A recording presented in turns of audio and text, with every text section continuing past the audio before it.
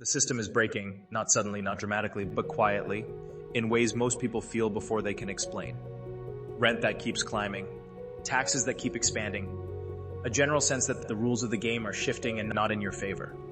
That feeling is exactly why more Americans than ever are asking a question that used to sound extreme. What if this isn't where I have to stay? These are 8 countries where Americans can legally establish residency, build a second home, and in some cases, earn a second passport. And the first country is one of the most overlooked opportunities anywhere in the world. Number 1 on the list is Paraguay. And if this country surprises you, that's exactly the point. Most people have never seriously considered Paraguay, and that's precisely why it remains one of the best-kept secrets in the entire Western Hemisphere for people looking to establish a legal foothold outside the United States. Paraguay operates on a territorial tax system. That means the government only taxes income that is generated within Paraguay's borders. If your income comes from a foreign source, whether that's a U.S. business, investments, remote work, or a pension, Paraguay does not touch it. For Americans who are already navigating complex tax obligations, this distinction matters enormously. The cost of living is genuinely low. A comfortable life in Asunción, the capital, can cost somewhere around $1,200 to $1,800 a month for a single person, and that includes a decent apartment, food, and transport. Land outside the city is extraordinarily cheap by any global standard. For people thinking about long-term security and self-sufficiency, that land value proposition alone deserves serious attention. The residency process is considered one of the most accessible in South America. With proof of income and the right documentation, permanent residency can be obtained in a relatively straightforward process, and after approximately 3 years of substantial presence, citizenship becomes a real possibility. A Paraguayan passport opens doors to many countries, and the entire process typically costs a fraction of what similar programs cost elsewhere. The unexpected advantage here is simplicity. Paraguay is not trying to attract millionaires. It's not a flashy program with high minimums. It's a quiet, functioning country with a serious legal pathway that rewards people who take the time to understand it. Now let's move north along the continent, because the next country has been a favorite among Americans for decades, and it's not hard to see why. Panama is probably the most practically minded destination on this entire list. It uses the US dollar, which means there is zero currency confusion and no exchange rate risk if your income is in dollars. Panama City has modern infrastructure, reliable internet, solid international banking, and a cost of living that is noticeably lower than most major American cities while offering a comparable urban lifestyle. The Friendly Nations program allows citizens from a list of approved countries, including the United States, to apply for permanent residency by establishing economic ties to Panama, such as owning a business or property. The Qualified Investor Program offers another route for those willing to invest a minimum amount into approved assets. In 2026, the investment threshold under the Qualified Investor Pathway sits around $300,000, though this should always be verified with current official sources as regulations can shift. Panama is extremely popular with retirees because of its pensionado program, which offers permanent residency to anyone who can demonstrate a lifetime pension income of at least $1,000 per month. That threshold is accessible for many Americans with Social Security or pension income, and the benefits that come with pensionado status include discounts on everything from healthcare to restaurants to flights. Banking in Panama is worth a separate conversation entirely. Panama City is a genuine international financial hub with a legal and banking infrastructure that has served international clients for generations. For entrepreneurs and business owners, the combination of dollarized economy, solid banking, and territorial tax structure makes Panama extremely strategic. The unexpected advantage is versatility. Panama works for retirees, for remote workers, for entrepreneurs, and for families. Very few destinations can genuinely serve all of those groups well simultaneously. Coming up next is a country that frequently surprises people who haven't looked closely at South America. And this one has earned a reputation that very few countries on any continent can match. Uruguay is called the Switzerland of South America, and unlike most geographic nicknames, this one actually holds up. Uruguay is stable. Consistently, boringly, reassuringly stable, the political system functions. Corruption is low by regional and even global standards. Property rights are respected.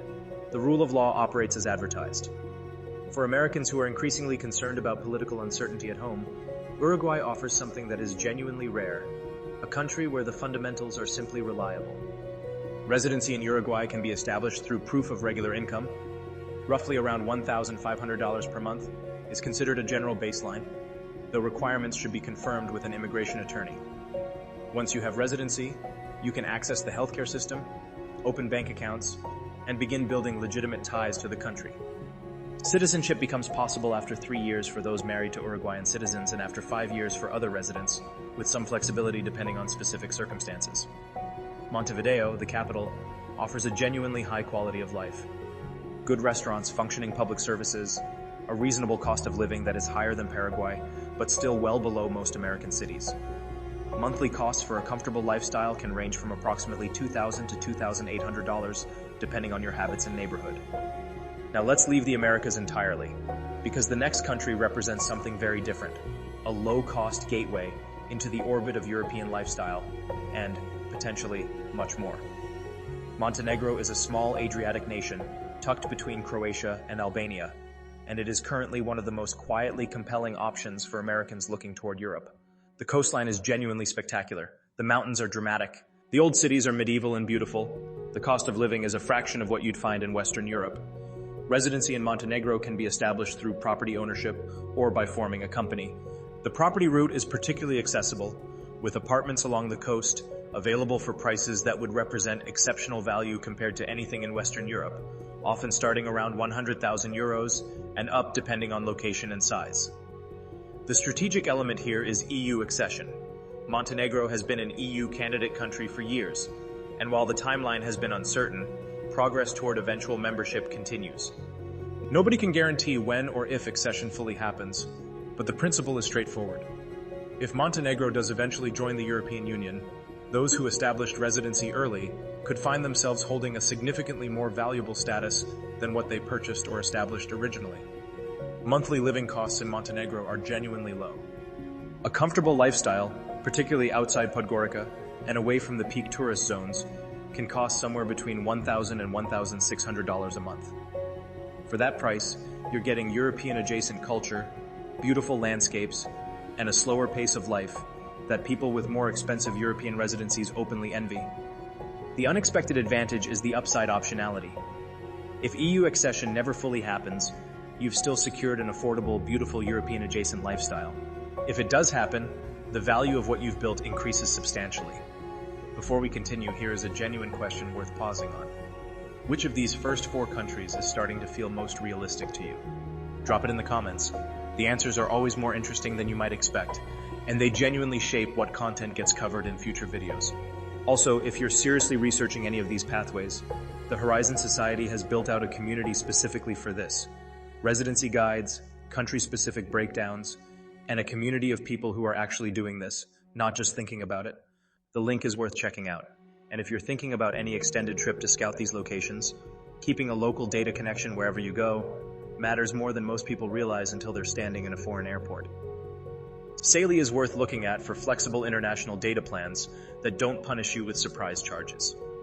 Now let's head to Southeast Asia, because the next country on this list offers something that simply cannot be matched anywhere else on this list for pure value per dollar spent. Malaysia is extraordinary. There is genuinely no other word for it. For a country with this level of infrastructure, healthcare quality, urban development, and general livability, the cost of living is almost disorienting if you're coming from an American reference point. Kuala Lumpur has modern hospitals that rank among the best in Asia, a reliable metro system, world-class international restaurants, and genuine cosmopolitan energy. A comfortable life in the city, including a well-located apartment, healthcare, food, and transport, can realistically cost somewhere between $1,500 and $2,500 a month. Penang and other cities offer different lifestyles at similar or lower cost points. Malaysia's long-term visa program, historically known as Malaysia My Second Home or MM2H, has gone through revisions over recent years with adjustments to financial requirements and conditions. The program in its current form requires more financial commitment than its older iterations, so verifying current requirements directly with official sources or an immigration specialist is important. However, alternatives exist, including different visa categories that allow extended stays, and Malaysia continues to actively attract foreign residents and retirees. Healthcare in Malaysia deserves particular emphasis. Private hospital care is available at a fraction of US prices, with quality that genuinely competes internationally. For Americans worried about healthcare costs as part of their long-term financial picture, Malaysia represents a serious option. Let's stay in the tropics but head back toward the Americas, because the next country has been attracting American expats for decades and continues to offer something that most of the other countries on this list cannot quite replicate. Costa Rica occupies a specific category: stable democracy, strong natural environment, well-established expat infrastructure, and a genuinely warm culture that tends to make the transition easier for Americans than some more distant locations. The Pensionado Residency program requires proof of at least $1,000 per month in lifetime pension income, similar in structure to Panama's approach. The Rentista program is aimed at people with regular passive income who can demonstrate at least $2,500 monthly in consistent income. Both of these pathways lead to legal residency and the ability to live in Costa Rica long-term. Costa Rica is not the cheapest country on this list. Living costs, particularly in the Central Valley around San Jose or in popular beach areas, have risen with the growth of the expat community. A comfortable monthly budget might run from $2,000 to $3,000 depending on location and lifestyle. But what you're buying with that is a high quality of life, reliable healthcare, a large English-speaking expat community for practical support, and a political stability that is genuinely rare in the region. The unexpected advantage is accessibility.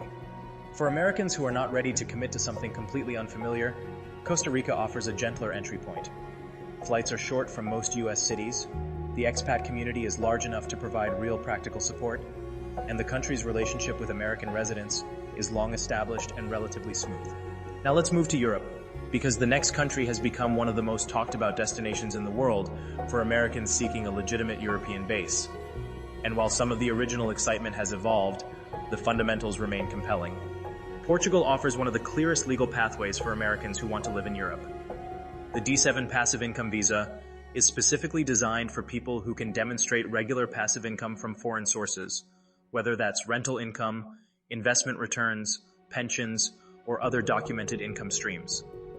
The general income requirement is often benchmarked around the Portuguese minimum wage, which in 2026 sits at approximately 820 euros per month, though requirements and application specifics should always be confirmed through official channels. The digital nomad visa offers a parallel route for people with active remote employment or freelance income, with higher income thresholds typically required. Both pathways lead to legal residency, and after 5 years of legal residence under current rules, citizenship eligibility. Portugal's citizenship is genuinely valuable in a way that deserves to be stated clearly. Portuguese citizenship grants full European Union citizenship. That means the right to live and work in any EU member state, access to the EU's enormous internal market, and a passport that carries one of the strongest global travel privileges available. The unexpected advantage is path clarity. Portugal's legal framework for residency and eventual citizenship is transparent, well documented, and has been navigated by enough Americans that the process, while requiring real effort and proper legal support, is understandable and achievable. And now we reach the final country on this list, and it is the most expensive, the most remote, and in the judgment of many people who have done serious long-term analysis, potentially the most valuable as a genuine safe haven when everything else is considered. New Zealand sits at the end of the world geographically, and that remoteness is not a bug. It is one of the most significant features for people thinking seriously about long-term security rather than just cost reduction. New Zealand's geographic isolation, strong democratic institutions, independent judiciary, world-class natural environment, and consistent rankings among the safest and most stable countries on the planet make it a category-defining option. This is not a place where you go to save money. This is a place where you go when the priority is building something that is genuinely protected by distance, geography, and institutional strength. The residency pathways to New Zealand are more structured and frankly more demanding than most others on this list. The skilled migrant category has a points-based system that favors people with in-demand skills, qualifications, and work experience. The investor visa categories require significant capital, with the more accessible Investor 2 category historically requiring investments in the range of 3 million New Zealand dollars, though this should be verified against current 2026 requirements directly. If you're planning a scouting trip to any of these destinations, Kiwi is worth using for international flight searches to find combinations that airlines don't always surface in traditional searches. And as you get deeper into country research, Expedia can help with extended stays and accommodation comparisons that go beyond standard tourist options. Here is a genuine question. If you could choose only one of these 8 countries as your plan B, where would you go? Not the most practical one, not the cheapest one, the one that actually feels right. Put it in the comments. These answers are seriously worth reading. Let's talk honestly about what this video is actually about. Because it is not really about any individual country. It is about the difference between people who keep meaning to research this and people who actually start. The people who built their Plan B in Panama 5 years ago are not facing the same set of options as someone starting that process today. The people who got Portuguese residency under the older rules have access to citizenship timelines that newer applicants cannot access. The people who purchased land in Paraguay a decade ago paid a fraction of current prices. Every one of these pathways will eventually get more expensive, more complicated, or more competitive. That is simply the direction of travel. The question is not whether to build a second option. The question is whether to build it now or after it becomes urgent. The right choice depends on your income, your stage of life, and what matters most to you. Some people prioritize low cost, others prioritize European access, tax efficiency, or long-term stability. What matters is that these are real legal pathways available right now. At least one of them is right for your situation. The only remaining question is whether this video stays as something you watched or becomes the starting point for something you actually build. Subscribe for weekly videos on residency, property, and building a better life abroad. The window does not stay open forever.